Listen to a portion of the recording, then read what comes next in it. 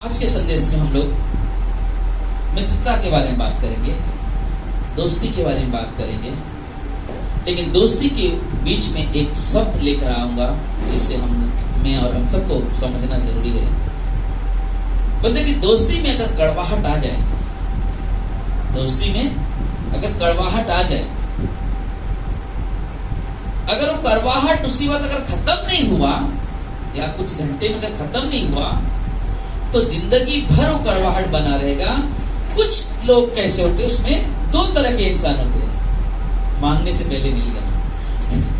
तो कुछ ऐसे होते हैं कि कुछ थोड़ा सा दुख हुआ और तुरंत कुछ दिनों में या कुछ क्षणों में भूल जाते हैं। कुछ का आदत कैसा होता है कि वो अपने अंदर बिठा के रखते और शांत रहते हैं और अचानक उस कड़वाहट को क्या करते हैं, फूट जाते हैं। अचानक वो कड़वाहट क्या होता है, फूट जाता है। और उसमें क्या होता है, बदले की भावना लेकर चलते रहते हैं। और यहाँ पे हम आज जो बात करने वाले दो ऐसे लोग, जिसका पहला जो व्यक्ति जिसका नाम है अहीतोपेल और दूसरा है दाऊद राजा। दोनों की बहुत अच्छी मित्रता थी और दाऊद जो भी काम करता था, अहीतोपेल वो ऐसे सलाह दिया करता था कि मानो स्वर्ग से परमेश्वर से बात कर रहा है, मानो स्वर्ग से परमेश्वर से बात कर रहा है। और वो सुनता रहता था और वो जो बोलता था करता था। लेकिन एक समय आया उसके जीवन में, एक समय आया, लेकिन समय आने से पहले दाऊद राजा उन बातों के बारे में लिखता है। दाऊद राजा उन बातों के बारे में लिखता है भजन संहिता 55 12 से 14 में। जो मेरी बराबरी का मनुष्य मेरा परम मित्र और मेरी जान पहचान का था, हम दोनों कैसे आपस में मीठी मीठी बातें करते थे। हम भीड़ के साथ परमेश्वर के भवन में जाया करते थे ना। मीठी मीठी बातें करना, अच्छी संगति थी, अच्छी मित्रता थी। लेकिन आगे कहता है कि हम भीड़ के साथ ना परमेश्वर के भवन में जाते थे। भीड़ के साथ परमेश्वर के भवन में जाते थे। उन लोग इतनी अच्छी संगति थी। लेकिन कारण क्या था कि अहीतोपेल क्यों उसने उसका विरोधी बन गया, क्यों उसके अंदर दाऊद के प्रति कड़वाहट आ गया। आज हम लोग इस बारे में सुनेंगे, समझेंगे और परमेश्वर चाहते कि हम इस सिद्धांत को समझे जो आज हम लोग सुनने वाले हैं। बोलता अहीतोपेल का अर्थ का मतलब है मूर्खता का भाई। किसका भाई? मूर्खता का भाई। यह कैसी मूर्खता का भाई बन गया, कैसे बना ये मूर्खता का भाई? कौन सी ऐसी मूर्खता का काम किया जिससे उसे कहा गया मूर्खता का भाई ना? अजीब सा लगता ना, मूर्खता का भाई, भाई बोलेंगे लेकिन मूर्खता का भाई। बोले कारण क्या था? दूसरा शमूएल के 16:15 में हम देखते हैं वो अपने राजा का विश्वासघाती हो जाते हैं। कौन? अहीतोपेल इसका क्या बन गया? दाऊद का विश्वासघाती बन गया और अबसलोम के षड्यंत्र में भाग गया। अबसलोम कौन है? दाऊद का बेटा। अबसलोम दाऊद का बेटा। अब क्या किया? दाऊद का बेटे का वो क्या बन गया? उसके जो षड्यंत्र रच रहा था उसका बेटा, उसका भागी बन गया।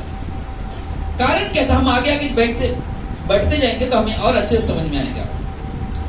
जब अबसलोम ने अपने पिता के विरुद्ध बलवा किया तब अहीतोपेल ने खेमा बदल लिया और अबसलोम का सहमति देने वाला बन गया।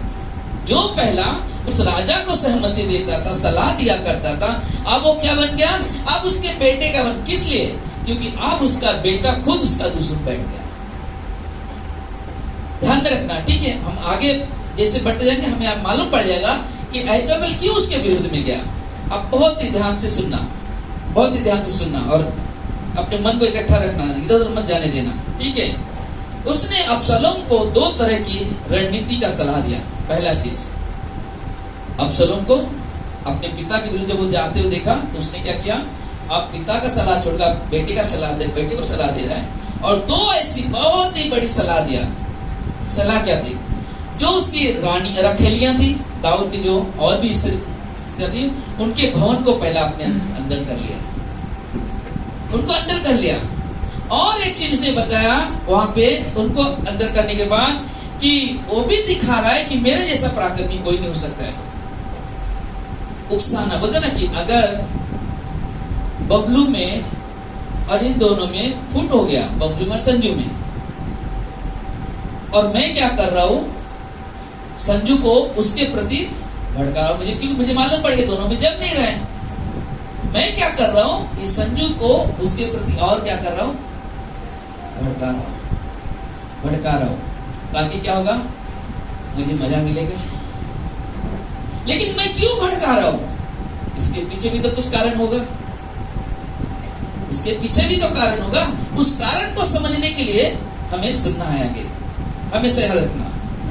तो उसने दूसरा शमूएल के 16, 20 और 22 पढ़ेंगे, 20 से 22, 20, 21, 22 वचन पढ़ेंगे। दूसरा शमूएल का 16 अध्याय 20 और 22 वचन, 20, 21, 22। हाँ हाँ। तब अबशालोम ने अहीतोपेल से कहा, तू अपनी सम्मति दो कि क्या करना चाहिए। अहीतोपेल ने अबशालोम से कहा, जिन रखेलियों को तेरा पिता भवन की चौकसी करने को छोड़ गया उसके पास तू जा, और जब सब इजरायली सुनेंगे कि अबशालोम का पिता उससे घिन करता है, तब तेरे सब संगी हिवाएं बांधेंगे।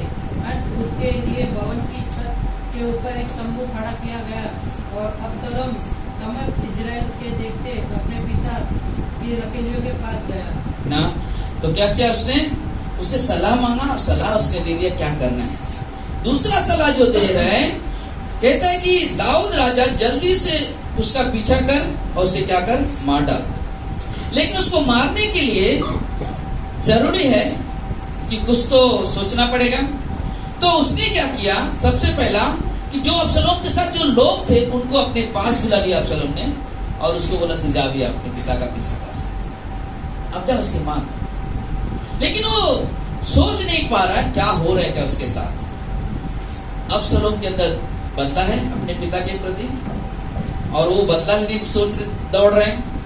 और दूसरा शमूएल 17, 1 से 4 पढ़ेंगे, उसके बारे में मिलेगा। लेकिन अहीतोपेल को ऐसा पुरुष कहा गया जो बालाम के समान है, जिसने अपनी महान बुद्धि और समझ को दीनता से स्वर्गीय वरदान के रूप में कभी ग्रहण नहीं किया।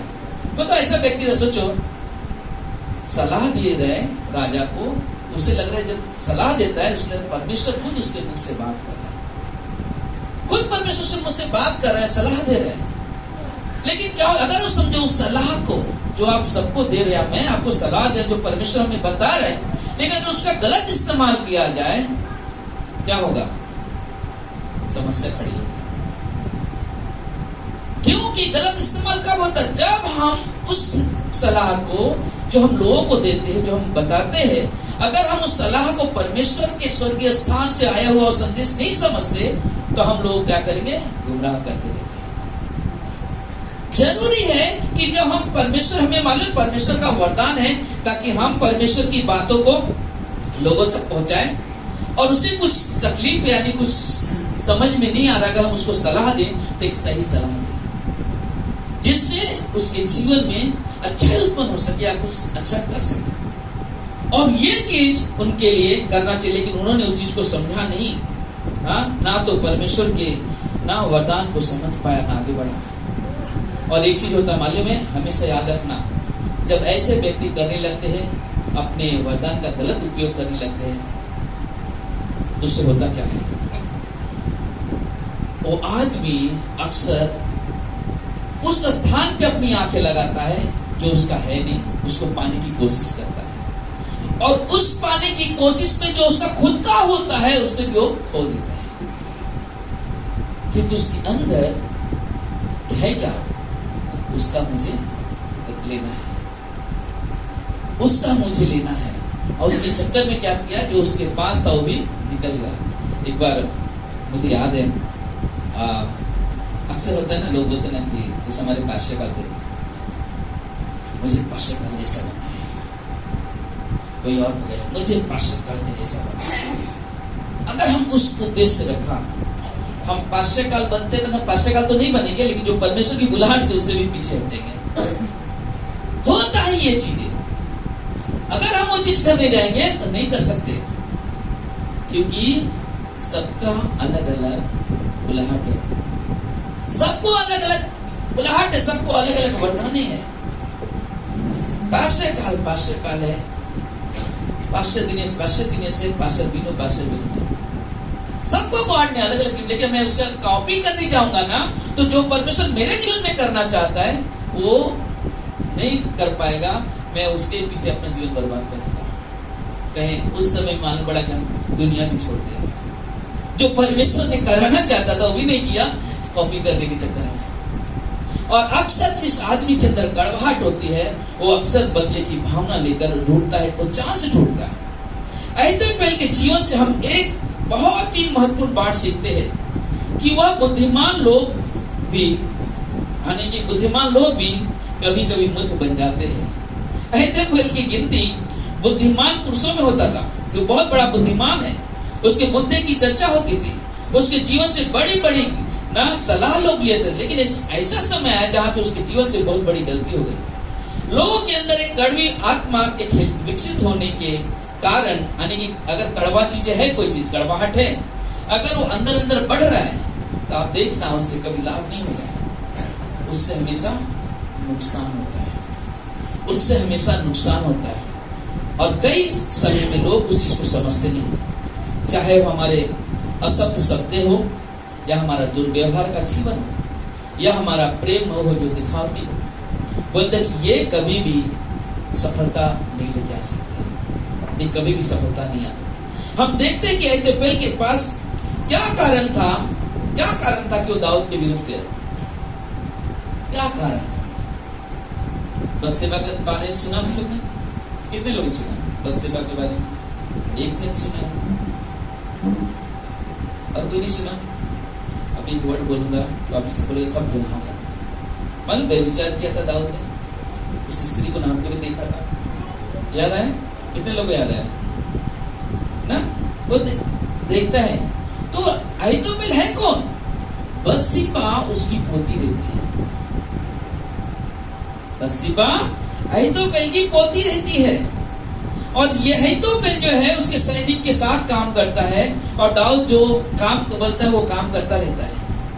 उसी से कहता देख उसके घर में, अपनी पोती के घर में भेजा उसे देखने के लिए। उधर एक औरत उसको बुला के लेकर आ, उसके साथ में दुर्व्यवहार की। यही नहीं, लेकिन जब उरिय्याह जो उसका पति था बत्शेबा का, जब वो आया तो उसको जबरदस्ती उसको बोला तू युद्ध में मत जा, तू अपने घर पे जा, इसलिए ताकि वो लालचन मेरे ऊपर ना लगे, क्योंकि गर्भवती हो गई थी, और मुरिय्याह पर नहीं लगे। दाऊद सोचता है, इसलिए क्या करता है, उरिय्याह को बोलता है कि तू घर पे जा अपने। मेरा बोलता नहीं, युद्ध चल रहा है, मैं युद्ध छोड़ के मैं अपने घर पे क्यों जाऊं?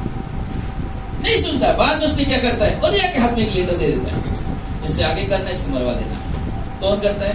दाऊद करता। सोचो, जिस व्यक्ति के सामने उसकी पोती के साथ में गलत व्यवहार हुआ, जिस व्यक्ति के सामने उसका पति मारा गया, उसके अंदर वो कड़वाहट आ गई,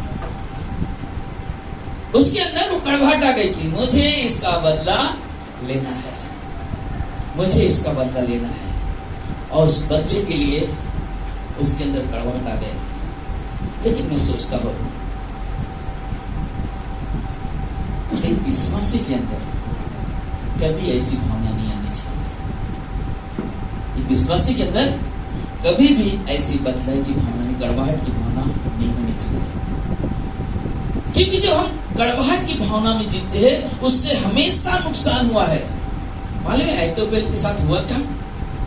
मर जाता होगी, हानि हो जाती है उसकी।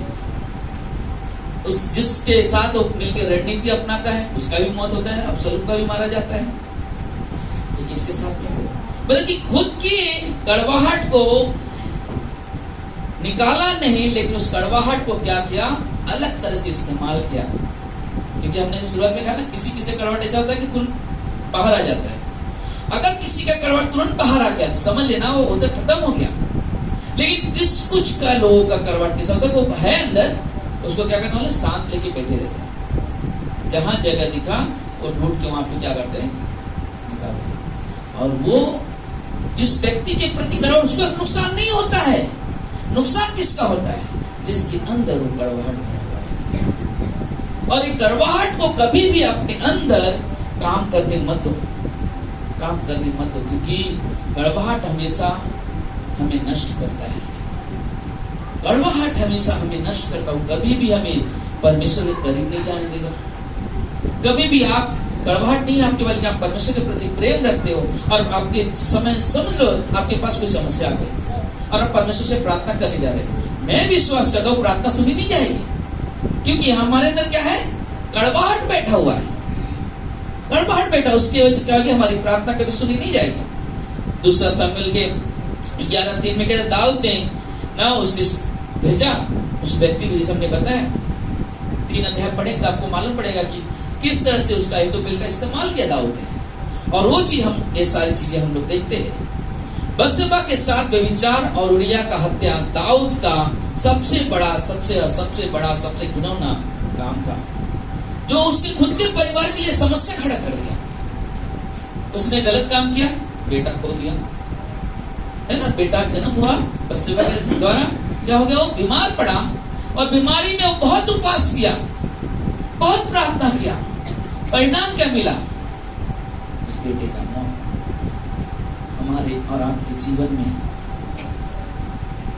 कभी भी कोई भी क्षण आ जाए, कभी भी कड़वाहट को अपने अंदर नहीं मत दो, उस कड़वाहट को निकालो। कड़वाहट होता है मालूम है, अगर आप कड़वी चीजें किसी बर्तन में रख के रखो, देखो जितना पुराना होता जाएगा उतना पुराना खराब बर्तन भी होने लगता है।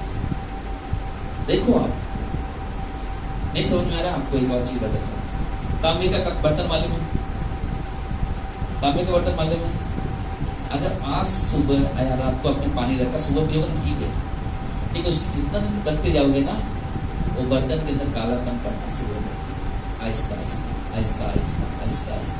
बाद में क्या होता है, गंदगी बदबू आने लगती है पानी में। बोलते हैं कि हमारा आपका जीवन हो सकता है अगर हम उस कड़वाहट को करने नहीं, जैसे कि कैंसर क्या करता है, वो अंदर इंसान को खाने लगता है, अंदर पूरा खाने लगता है कैंसर। ऊपर से दिखाई देता है क्या, नहीं दिखाते, लेकिन अंदर क्या करता है, उसे खोखला करते हुए चला जाता है। एक समय आता है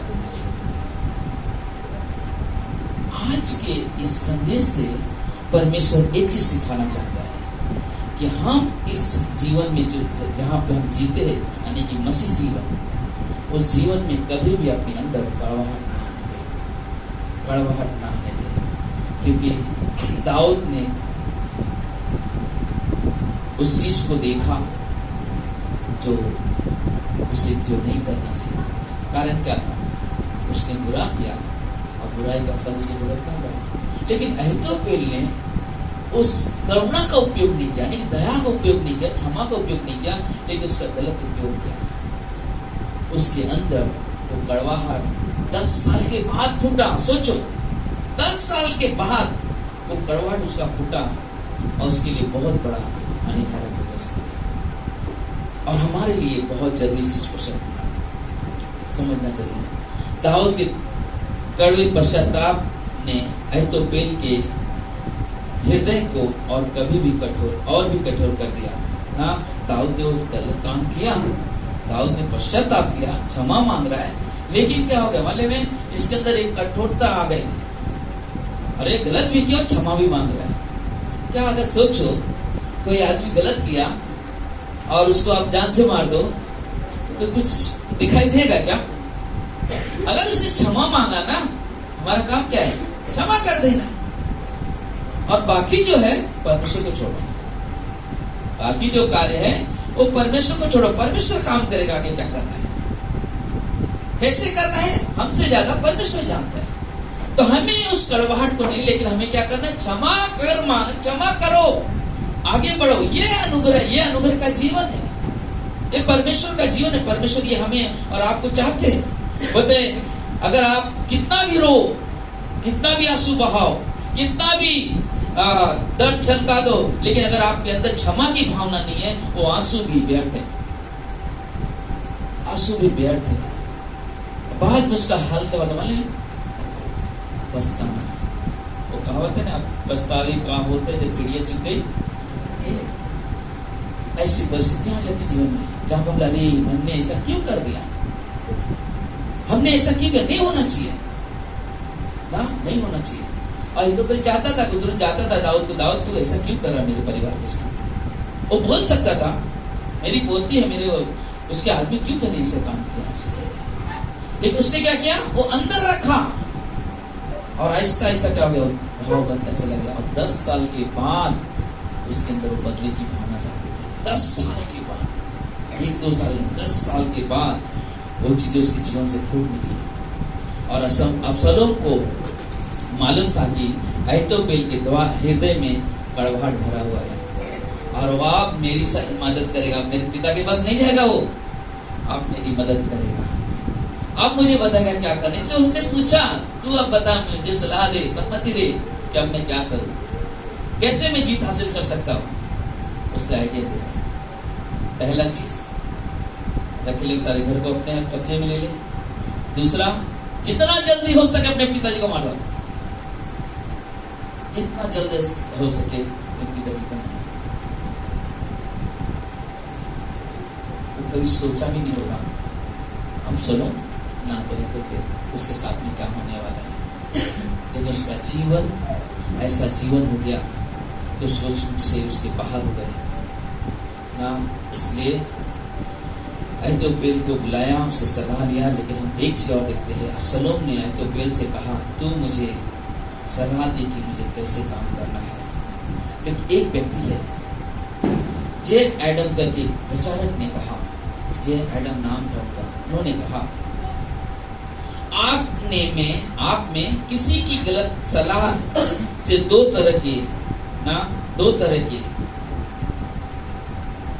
तरह से प्रत्युत्तर मिल सकता है। पहला चीज, आपका क्रोधित होना दो तरह से, आपका क्रोधित होना। दूसरा, शांत रहकर जब लोग क्रोध को पालते हैं, शांत रहते हैं और बाद में उसको एक समय पे क्या करते हैं, उसको उभार देते हैं। एक आदमी क्या करता है, क्रोध को तुरंत उखाड़ बाहर लेकर आना है, अरे ऐसा कर दिया, ऐसा हो गया, वैसा हो गया, क्या हो गया, लेकिन क्या तो थोड़े समय के बाद करता। लेकिन एक क्या कर रहा है, उसे पालते जा रहा है और जहां वो अवसर देते वहां पे बाहर निकल गए। तो क्या किया, भागते आया, कड़वाहट रखते आया। 10 साल के बाद उसको कड़वाहट, अब इसको छोड़ना नहीं, आप मुझे इस बदले ना, इससे समय बदला लेना है। अहीतोपेल ने बातशेबा और उज्जियाह के कारण वो प्रतिशोध रखा था, वो बदले की बात रखा था, मुझे बदला लेना है। प्लीज मोबाइल बंद करें।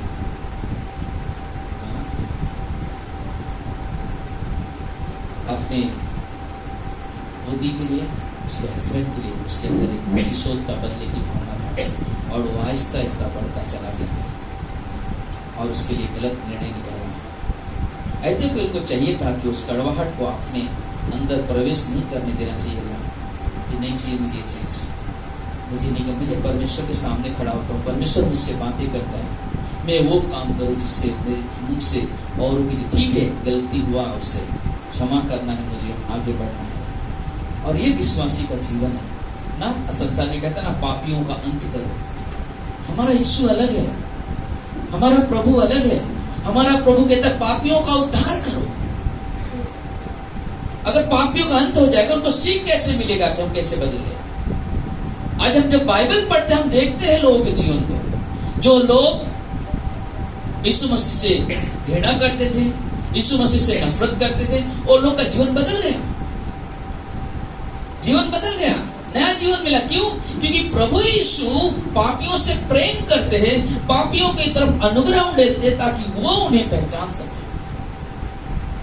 एक व्यक्ति के बारे में हम लोग परसों के दिन हम लोग सुन रहे थे, उसका नाम था मुन्ना सिंह, को से नाम था, वो ब्राह्मण परिवार से था और वो गवाही दे रहा था। वो कहता है कि मैं पहले एक ऐसा व्यक्ति था कि मैं मेरे अंदर एक चीज तक में लोगों को मारने का सुपारी लिया करता था। फिर बोलता एक समय है मेरे जीवन में, मैंने ये भी ठान लिया कि कोई भी प्रचार करने वाला प्रचारक मिला, कोई पास्टर मिला, उसको मार देने का। बोले एक काम करता था। बोले एक समय में सभा में क्या बैठा, लेके बैठा था घोड़ा। बोलता है अगर पास्टर ने कुछ अलग बोला तो इधर छोड़ दूंगा। क्या बोला मालूम उसने?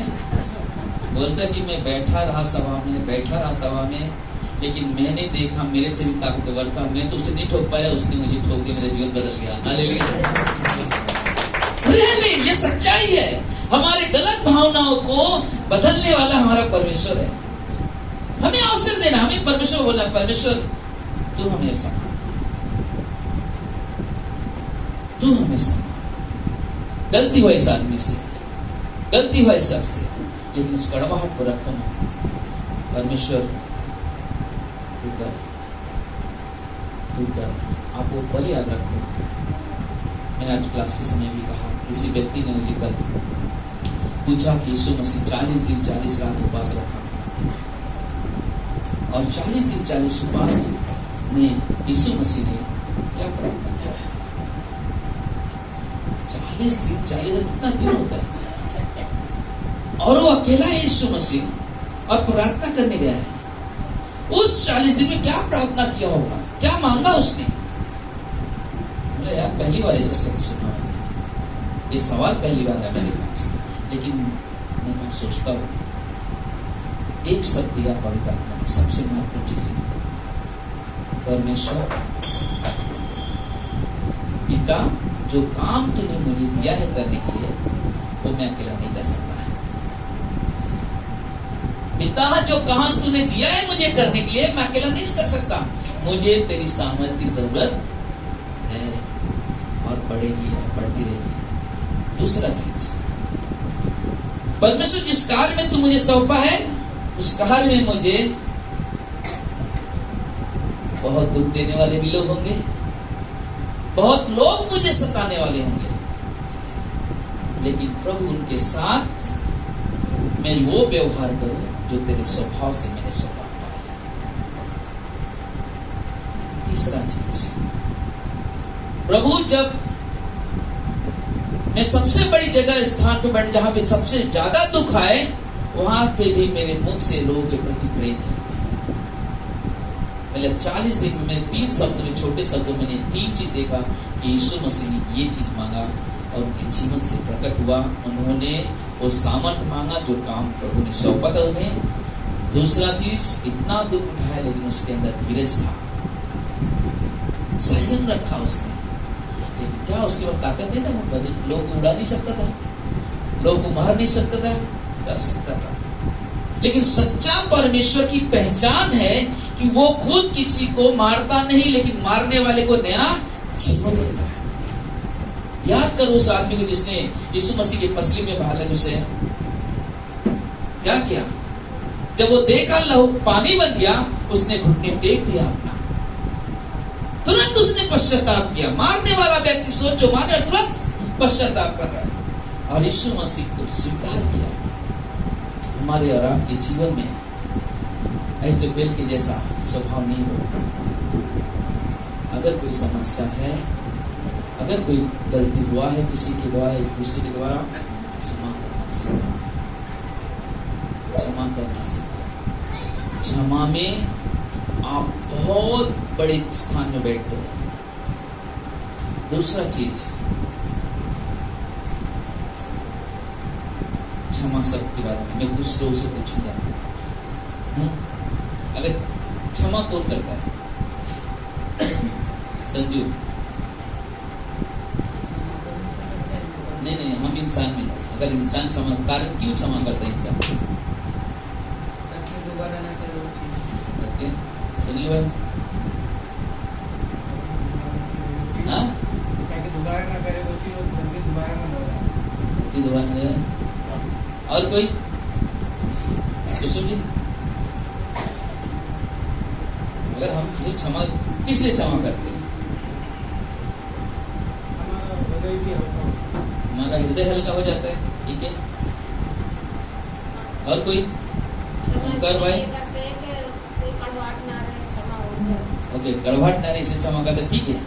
क्षमा इसलिए करते हैं कि एक दूसरे से क्षमा करके अपना प्रेम, क्षमा करके प्रेम बनाएंगे, जैसे थी क्षमा इसके लिए करते हैं क्योंकि हमें भी क्षमा किया है। क्योंकि हमें भी क्षमा, इसलिए क्षमा हम भी करते हैं। और कोई? सरोज जी, अरे तुम बोल रहा ये करते क्षमा। आप सबने बताया सही था। सुशीला आप भी एक बार बोल दो कुछ।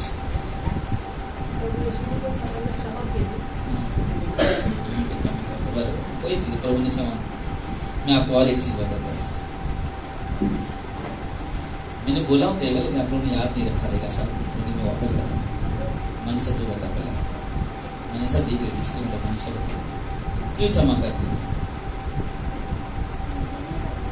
मुझे नहीं पता। ये प्रभु, पापा ने कभी मारा नहीं, मम्मी ने मारा नहीं कभी। आपको एक बात चाहिए बताता हूँ।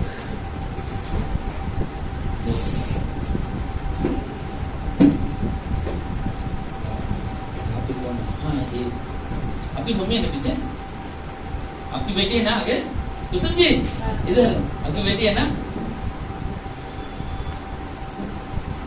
मुन्नी को, सविता की मम्मी, आपकी बेटी है ना सविता, बराबर। तुमची मुलगी है ना, बराबर ना। और कोई है जिसके बच्चे यहाँ पे? अरे हाँ इधर, हाँ ना, धर्मा, उनका मम्मी यहाँ पे। पहचानते आपको मम्मी है ना? कैसे मालूम पड़ा और कितना समय लगा पहचानने के लिए मेरी मम्मी है?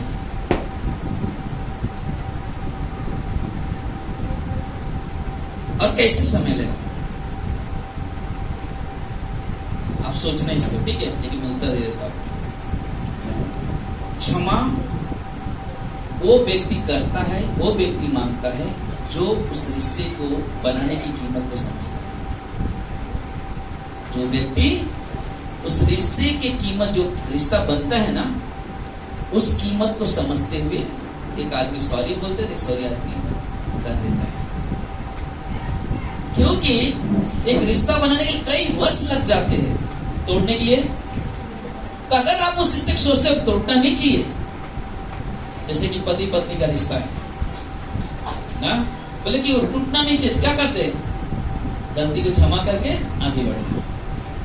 क्योंकि उस रिश्ते को बनाए रखने के लिए जरूरी है कि हम क्षमा करें। अगर धर्मा ने कुछ गलती किया और बोला मम्मी क्षमा कर, तो माँ ने अगर क्षमा कर दिया, कारण इसलिए क्योंकि वो जानते हैं कि मेरा बेटा है, मैंने कितना परसेंट उसको पाला पोसा है, और बेटे को मालूम है कि मेरी माँ ने मेरे लिए क्या परसेंट। तो वो रिश्ता नहीं टूटे करके आदमी माफी मांग लेता है और माफ कर देता है। और ये चीज ऐसा पहले नहीं समझा कि हमें भी क्षमा कर देना चाहिए, अरे मुझे भी अनुग्रह मिला है, मैं भी अनुग्रह दे दूं। नहीं समझा हो, इसलिए उसके जीवन में ऐसी चीजें आई। कड़वाहट ही एक ऐसी वस्तु है जो मुझे नष्ट कर देगी, इसलिए हमें कड़वाहट को अपने अंदर कभी नहीं रखना है, कभी नहीं रखना है, हमेशा उसको दूर रखो। कड़वाहट को अंदर बैठने मत दो, ये हमारे लिए हानिकारक है। कड़वाहट के कारण बहुत सारी समस्या हो सकती है। इसलिए परमेश्वर से प्रार्थना करना चाहिए कि प्रभु मेरी सहायता कर, ताकि मैं लोगों को क्षमा करने वाला बन सकूं। प्रभु मुझे मेरी सहायता कर, ताकि मैं क्षमा देने वाला बन सकूं। और वो हमारे लिए जरूरी है, वो हमारे लिए। आमीन। आइए हम लोग प्रार्थना करें। परमेश्वर, प्रभु यीशु, हम आपके चरणों के पास आते हैं। सारा आदर, सारा महिमा, सारा गौरव आपको देते हैं मेरे महान परमेश्वर। प्रभु आपके जैसा कोई नहीं, आपके तुल्य कोई नहीं। आपके चरणों में झुके आसमां और महिमा गाए जमीन, क्योंकि प्रभु आपने आकाश को बनाया, आपने चांद तारों सूरज को बनाया, आपने इस धरती की रचना की प्रभु, आपने इस धरती की मिट्टी से हम मनुष्य को बनाया परमेश्वर, ताकि मनुष्यों से अपनी महिमा ले सके। इसलिए मेरे राजा, मेरे परमेश्वर, हम आपको कोटि कोटि धन्यवाद देते हैं राजा, धन्यवाद देते हैं परमेश्वर। प्रभु आप हमारी मदद करें, सहायता करें। हे प्रभु यीशु, हमारी सहायता करें कि हम किसी के भी प्रति कड़वाहट न रखें, चाहे जो भी गलत हमारे साथ हो या कोई करे, लेकिन परमेश्वर हमेशा लोगों के साथ वो प्रेम रखे जो आपने लोगों के साथ किया। हम लोगों के साथ और रिश्ता रखे जो आपने हम सभी के साथ रखा। हे मेरे यीशु राजा, हे मेरे परमेश्वर, दया करो, अनुग्रह करो परमेश्वर, क्योंकि कड़वाहट हमारे जीवन को नष्ट कर देता है। हे मेरे यीशु, हे मेरे प्रभु, आप मदद करो, आप सहायता करो परमेश्वर। हम आपसे मदद चाहते हैं प्रभु जी, हम आपसे सहायता चाहते हैं परमेश्वर, क्योंकि आप मार्ग हो, आप सत्य हो और आप जीवन हो प्रभु जी। परमेश्वर दया करो, दया करो परमेश्वर। जाने अनजाने में कोई गलती पाप हुआ प्रभु जी क्षमा करें परमेश्वर। किसी भी भाई बहन के प्रति कभी भी अपने अंदर कड़वाहट न रखे प्रभु जी, लेकिन वो शुद्ध प्रेम प्रकट हो जो आपने दिया है परमेश्वर। सबकी आंखें बंद हो, सबके सर झुके हो।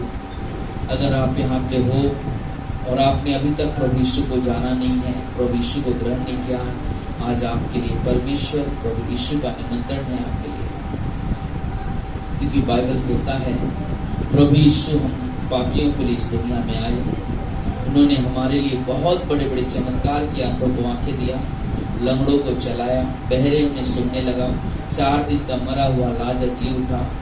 और परमेश्वर यही नहीं, कुछ रोग को भी छुटकारा देते हैं, बीमारियों से चंगाई देते हैं। और वही यीशु हमारे आपके पापों के लिए कोड़ों की मार खाई, उन्हें क्रूस पे टांग दिया गया, अपमानित किया गया, क्रूस पर उन्होंने जान दी, उन्हें कब्र में डाला गया। बाइबल के अनुसार उन्होंने तीसरे दिन जी उठे और आज भी प्रभु यीशु जीवित है, क्योंकि जो लोग प्रभु यीशु को अपना उद्धारकर्ता के रूप में स्वीकार करते हैं, प्रभु यीशु उन्हें उद्धार देते हैं। उनके जीवन में, उनके हृदय में काम करते हैं, क्योंकि उनका जीवन प्रभु बदलना चाहते हैं, एक नए मनुष्य उत्पन्न करना चाहते हैं। अगर आप हो यहाँ पे और चाहते हो आपके जीवन में एक नया मनुष्य उत्पन्न हो, तो मेरे साथ बोलो हे यीशु, मैं पापी हूँ, मुझे क्षमा करें। जब तक इस धरती पर जीवित रहूं, बुराई से, बीमारी से, बुरे विचार से, कड़वाहट से दूर रखना। जिस दिन दुनिया छोड़ूंगी, मुझे स्वर्ग में स्वीकार करना। हे मेरे यीशु, मैं धन्यवाद देता हूँ, आप मेरे लिए इस दुनिया में आए, मेरे लिए मारे गए, मेरे लिए गाड़े गए, मेरे लिए तीसरे दिन जी उठे। हे प्रभु यीशु, मैं अपने जीवन को आपके हाथों में देता हूँ। आप हमारे जीवन में निवास करें, हमारे जीवन को इस्तेमाल करें। प्रभु यीशु के नाम से मांगते हैं, सुन और ग्रहण कर पिता परमेश्वर।